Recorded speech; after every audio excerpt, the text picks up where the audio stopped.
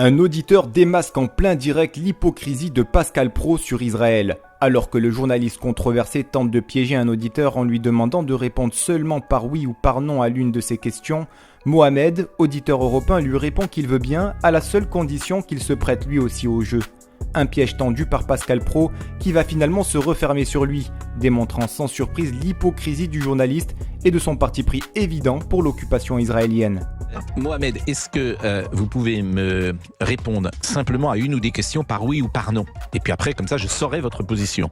Non.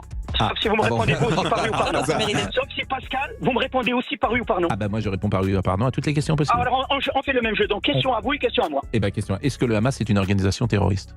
Non. Bon, la discussion. Maintenant, je pose une question. La discussion est difficile. La discussion va être difficile après parce que. Pascal, nous avons dit que vous posez une question. Je pose vous une avez question. raison. Vous avez raison. Je me plie à votre règle. D'accord. Est-ce que vous condamnez la tuerie des Israéliens à Gaza? Des civils. J'ai envie d'intervenir. Je suis désolé. Louis de Ragnel veut intervenir. Non, c'est vous qui répondez pas ça. Pardon, mais... Est-ce que vous condamnez les bombardements d'Israël sur les civils de Gaza? Mais qui a... C'est ma question. Mais cher, comment dire, Mohamed. Vous voyez, on joue pas le même jeu. Je vous réponds. Non, on a dit oui ou non. On n'a rien dit d'autre. Eh ben moi, je vous dis que je ne peux pas les condamner puisque ça s'appelle une réponse. Non, donc vous avez dit non. Bah oui. Ok, c'est bon. Donc on continue si vous voulez. Il n'y a pas de problème.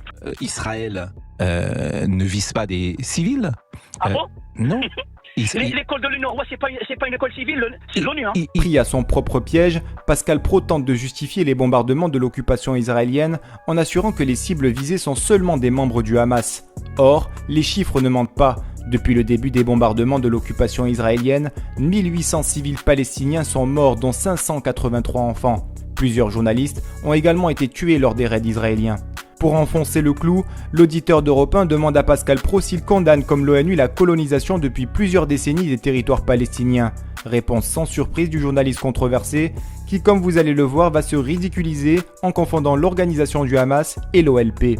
Non mais c'est dramatique. Est un pays colonisateur ou pas? Est-ce qu'Israël colonise le territoire occupé, oui ou non? Bah non. Ah bon non? Bah non. Ça fait des années qu'Israël tente une négociation avec précisément le Hamas. Les Palestiniens, c'est autre chose. Les Palestiniens, ce serait autre chose. On pourrait avoir une discussion, mais pas le Hamas. Avec qui négocie Israël? Avec le Hamas ou avec l'OLP? Il y a eu des tentations avec le Hamas, et vous le savez bien. Non. Le seul représentant des négociations avec les Nations Unies et avec l'Israël, c'est l'OLP. C'est pas le Hamas, excusez-moi, c'est l'OLP.